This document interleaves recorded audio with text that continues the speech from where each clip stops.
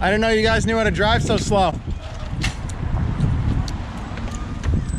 Yeah, I went the wrong way. What the fuck?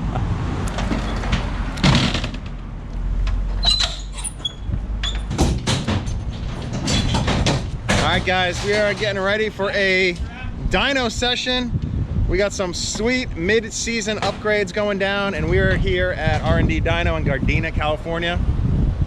Fun fact, when I ran a team in 2007 with Tony Angelo called Team Snakebite when he was in the RX-8 and I was driving my red S13, we used to run our program out of here when we were in California, back when it was called SR Motorcars. I don't know if some of you guys that have been around forever since 07 know SR Motorcars, but we used to pull our cars straight off the dyno and then come into this street right here and just literally just shred manjus up and down here for like hours until the cops showed up. And down the alleyway, just down from the SR Motorcars shop where the dyno is, Ross Petty was running Bosso Garage, and we would all be dynoing all hours of the night, and we come out here and just shred cars. And Ross Petty actually got his car confiscated one time. The cops showed up, we like locked all the shops up, jumped the fence, like tried to pretend like nobody was there. Obviously the cops are smarter than that, and they found a car, they impounded it, and Ross had to like buy his way out of the situation to bring his car to Long Beach that season. This is like way back, like 2007. So you're talking forever ago, but good times here. And this is actually the first time I've been back to this dyno since that year in 2007, which is pretty cool. So we got some mid-season upgrades, quick change, sequential trans, a fresh engine, and we're gonna see what she does on the dyno today.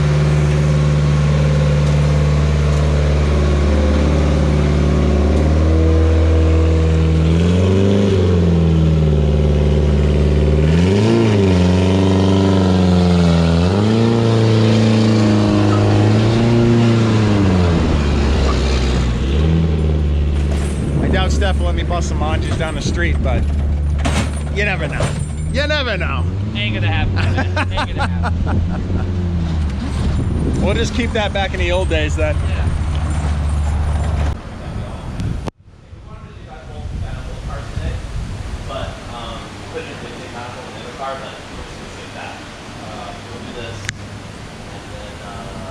This is it, dudes. Bosso Garage used to be right down there in the end on the right. And this is the old SR motor cars. You can see it right here.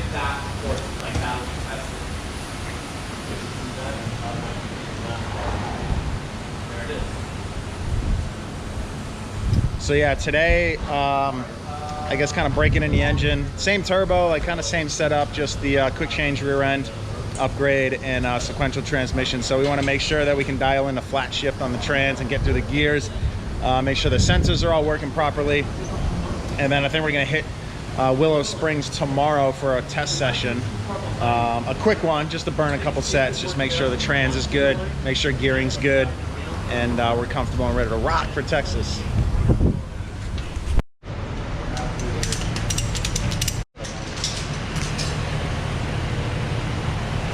So if you guys have ever dynoed your cars before on rollers like this, and you've strapped it on the backside here, that's usually not the best way to do it. If you've got a high horsepower car, you're just gonna spin on the dyno no matter what.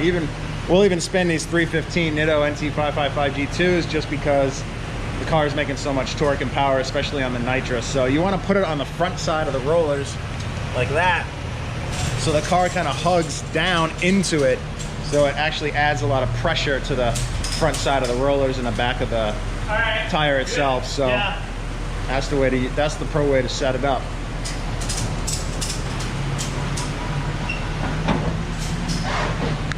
Steph's got some goodies. What we got? All right, so my 5-year-old son, he's really into little cars, and he got this Corolla Hatchback Tomica for Ryan. That's sick. It's a mini, wait, is it? No, yeah, cool. That's awesome, dude. Heck yeah. Right on. Thanks, Steph. Yeah, you're welcome. Appreciate it, man. Tell him thank you. Will do. This thing is sweet. 2020. I don't think there's a lot of color options. Maybe you gotta have Maybe have Nico custom paint it for me. Totally. That would be sick. How do you do neutral? So Button down and up? button down and forward puts it in neutral, and then once more into reverse. Okay. So if you that's just the lockout. without the button, just go all the way down into first. Just green to... So that's what you're gonna do.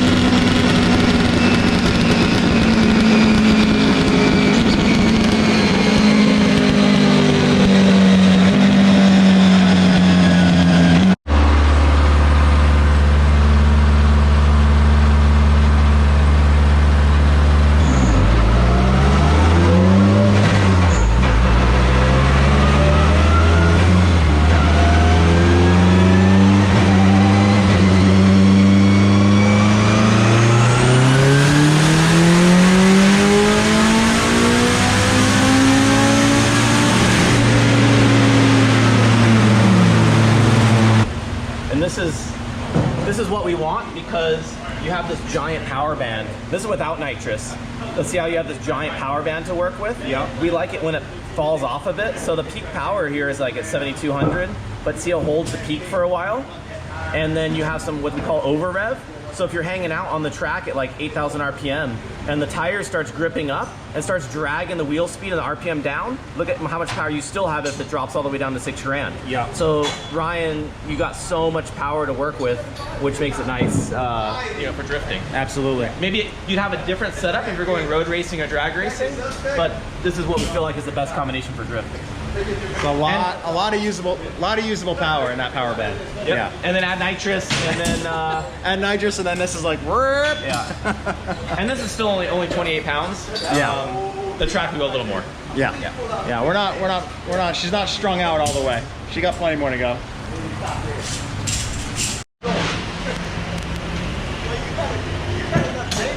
All right, that is a wrap here at the dyno. Steph went through the gears.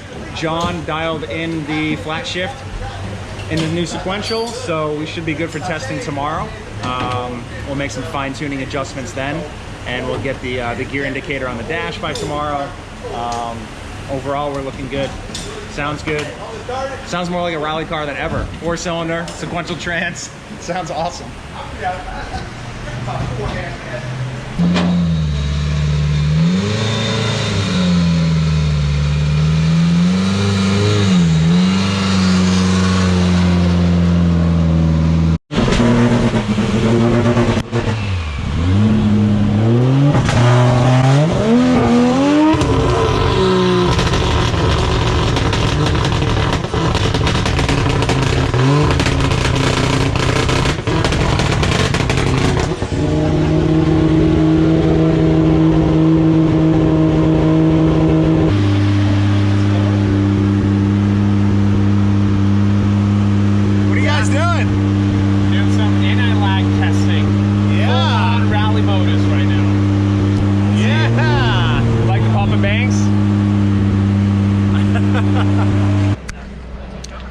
are, Willow Springs, where we started the season. This is now mid-season, and we're doing our mid-season test session with our mid-season upgrades. I got a quick change, sequential trans, a couple other little updates, nothing crazy, but those are the two major things. So we're out here testing those two items before we get on to Texas and try to finish the season up strong. Freddie's also got some upgrades in the Supra. Got this really sick new billet intake manifold that Steph designed. I'm not sure who cut it, but it came out really nice. And they're running some anti-lag, so, which I never thought was gonna happen, but Steph has definitely opened up to it a bit, and that thing sounds really good on Freddie's car. Hopefully we get some better sound. Hopefully we get some better sound when I use it on track. If they do test it today, we'll find out, but today for us, we also have anti-lag, but I don't think we're gonna run it. Just about the transmission, gear shifts, and the quick change with the new axles and drivetrain. So we're just trying to make sure that all that stuff is bulletproof and ready to go. What's up, dude? Got that stroker motor too, bro. Oh yeah, you guys. Oh yeah, I totally forgot. They got the stroker motor. So it's from a 3 liter to a 3.2. Yep, 3.2. BC. BC Run BC crank. Yeah. Nice. Yeah, some other little tricks in there that seem to be working out. So far, so good. So far, so good. Yeah, I'm excited. The true test is happening now. But you guys spent a day or two on a dyno, really dialing this thing in. Yeah, we spent a week on this car with dyno and motor swap, and dyno the motor, pull the motor out, inspect the motor, put it back. It's about 5 days. Very thorough. Yeah. Very thorough when they're making big changes like that. Yeah. So, you gonna any details to talk about? No. Power pickup, torque pickup, anything? Mario? What? All right, you don't have to say. It feels better. Yeah. It feels better. Okay. Yeah. Sounds better. Sounds good. Sounds Especially with that anti-lag on. Sounds good. Sean. We gotta do the water. Anti-lag. Sounds like a guy that loves cars so much, he actually does not like It's too loud. anti-lag. It's not loud. It just sounds broken. That's all. I mean, it's sounds dope on just drag making the cars. turbo work. That's all. Sounds dope on drag cars when they're gonna launch. That's true. It's the same thing. It's essentially the same thing. Two-step, Yeah. anti-lag. Chip. 15. Do the old 15er. You want 1.5?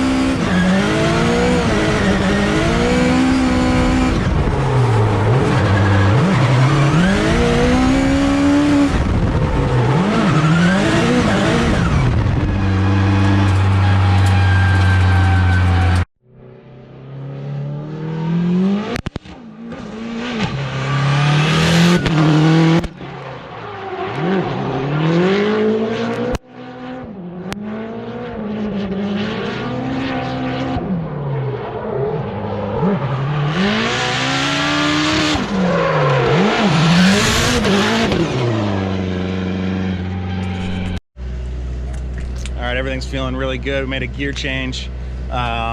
We had John Reed jump in there, and he set the shifting on the trans to a little bit more aggressive. We're like open the door, so when you shift, there's a longer pause or a bigger interruption, so that you can get into gear a little easier. So he just did that. Went up for our second run. Definitely better in the right direction, but we're gonna hopefully have John get back in there and open it up even more. I think we're almost there. Dial in the shifts on the trans. The gearing's better. We need to change actually the gearing inside the transmission. The 1-2 shift is like, first is fine, but then when you go to second, it's just like the RPM drop is huge. So the balance isn't there between the gear sets. So we're gonna have to do some internal changes with the gearing just to try to make everything a little bit more even. And then we should be good, man. Everything else is feeling solid. Car sounds good, car feels good. Otherwise, pretty pumped to be able to change gear ratios now without having to take the transmission out and change like second and third or whatever we did in Seattle. So it'll be sweet, easy changes, dial this thing even finer, which hopefully helps us out on track.